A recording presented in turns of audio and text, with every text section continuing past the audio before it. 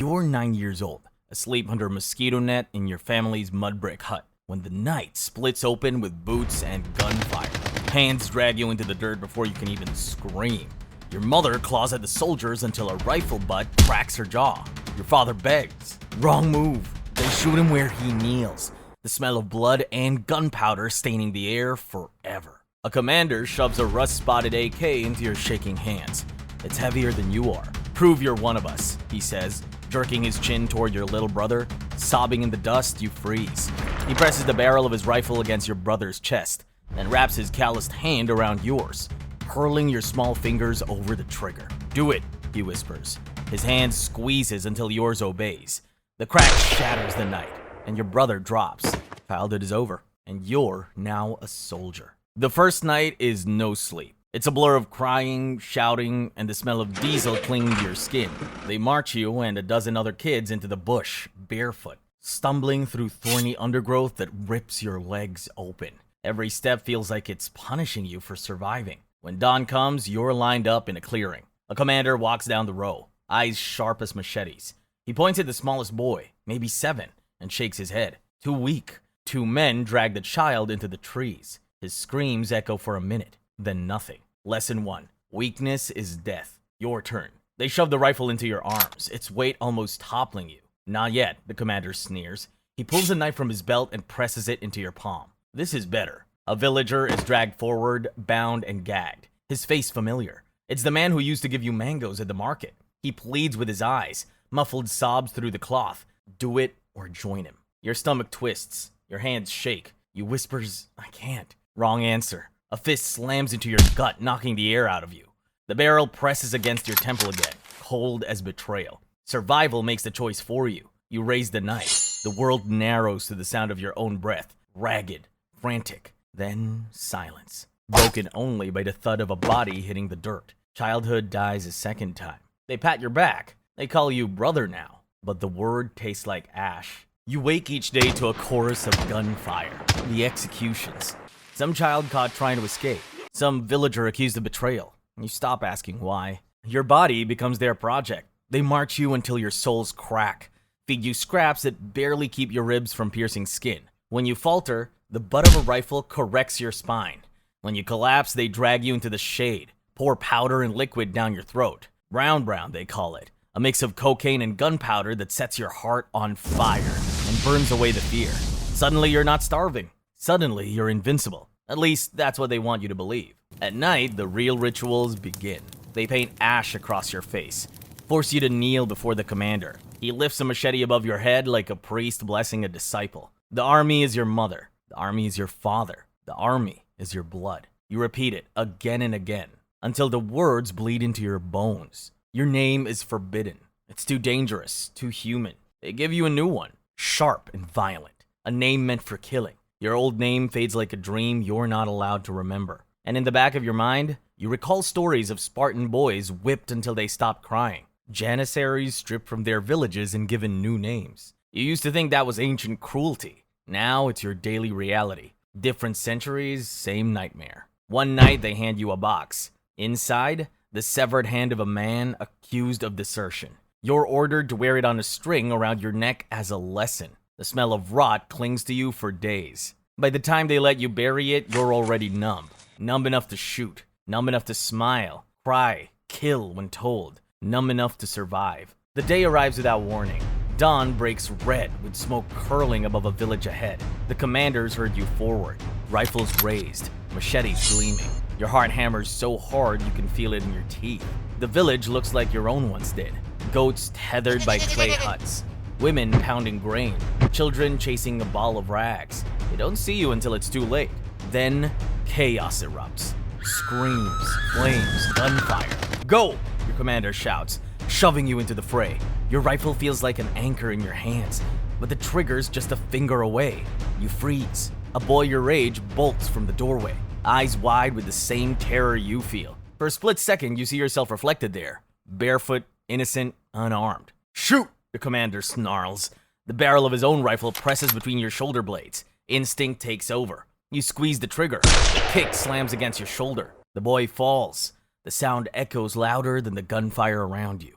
The whole scene runs in slow motion before you. You stumble forward, ears ringing, stomach heaving, but the killing doesn't stop. Men torch houses, women dragged by their hair, children screaming, then silenced. A commander grabs your arm, drags you to a body, dips your fingers into fresh blood, and smears it across your cheeks. Now you are reborn, he whispers. Reborn as what? You don't dare ask. That night, the camp feasts. Meat roasted over fire, stolen from the same village you helped destroy. Around the flames, the boys laugh like hyenas. Voices cracked with adrenaline and powder. You laugh too, because if you don't, they'll know. By 15, you're no longer the trembling child dragged from a hut. You're the one storming them, kicking down doors, pressing rifles into smaller hands and telling them the same words you once heard. Prove you're one of us. The cycle turns, and you're both cog and engine. Some kids tote rifles, others haul ammo and food. Girls are claimed as wives and punished if they resist. Raids blur into each other. Villages burned, livestock stolen, children snatched. Some of those children cry for their mothers. Others just stare at you with hollow eyes. You tell yourself you're saving them from death, but the truth gnaws at you. You're dragging them into the same living grave. There are moments of strange brotherhood. Around the fire, you and the other boys joke, share scraps of food, even sing. For a heartbeat, you feel human again. But then dawn comes, and you're ordered to march, to forget and kill bloody everyone coming your way. The commanders keep you drugged, powder rubbed into your gums, pills slipped into your hand like candy. The rush makes your limbs light. Your fears vanish, but when the high fades, the ghosts return. Nightmares rip you awake, faces of the ones you killed, eyes staring through the dark. You try not to sleep. You try not to remember. You think of janissaries forced to fight their own kin, of Khmer rogue children made executioners, of Spartan boys killing slaves in the night. History isn't in books anymore. It's carved into your own hands. Some nights you dream of escape, running through the jungle until the gunfire fades. But you know what happens to those who try. Their corpses are displayed at dawn, bodies stiff, flies buzzing, mouths frozen in silent screams. You swallow your dream and march on. By 17, your rifle feels like an extension of your body. Your eyes are dead glass. Your voice gravel from smoke and chants. You're not fighting for freedom or for glory, or even for survival. You're fighting because you've forgotten how to stop. It happens fast. It always does. One raid too many, one ambush too sudden. You're 17, stumbling through tall grass when gunfire tears the air apart. Bullets snap past like angry insects. A blast hurls you onto your back, the sky spinning above you. Your ears ring, your leg burns, blood soaking the dirt. The commander screams orders, but you can barely lift your head. And then they leave. The same men who called you brother vanish into the trees, their boots pounding, their rifles cracking in retreat.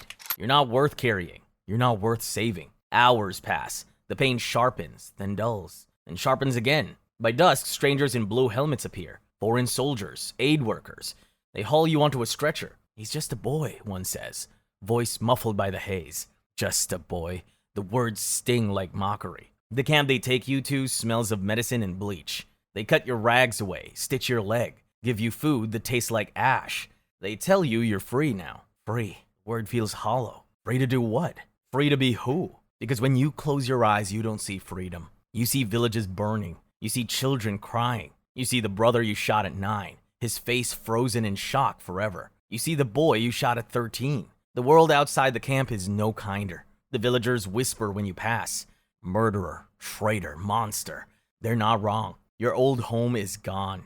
Your family buried. The army made sure you belong nowhere. Too broken for the world you left. Too human for the world you are forced into. You wander the edges of towns, begging, hiding, surviving. The uniform's gone, but it doesn't matter. The war isn't over. It's stitched into your skin. By 20, the mirror no longer shows a boy. It shows a stranger. Eyes flat, skin scarred, hands trembling even when empty. You survived the army, the raids, the bullets. But survival is no life. It's just another prison. Some nights you still hear the commander's voice. Prove you're one of us. And in the silence that follows, you realize you did. You proved it again and again. With every trigger pulled, every torch dropped, every child dragged from their bed, you proved it. Now there's nothing left to prove.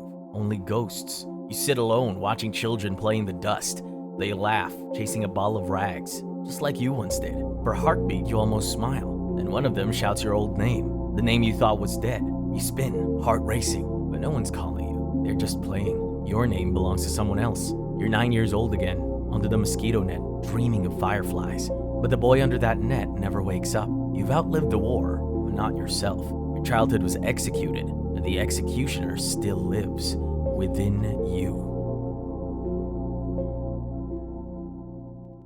And while your life as a child soldier was filled with suffering, there were others across the world whose fate wasn't much better. Behind silk walls in Ming China, survival meant new rules, new chains. Click here to see what life was like as a concubine in Ming Dynasty China.